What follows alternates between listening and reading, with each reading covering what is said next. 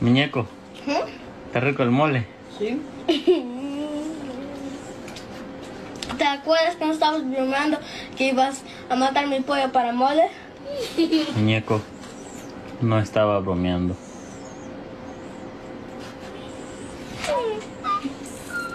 ¿Qué? ¿Ya no vas a comer ahora?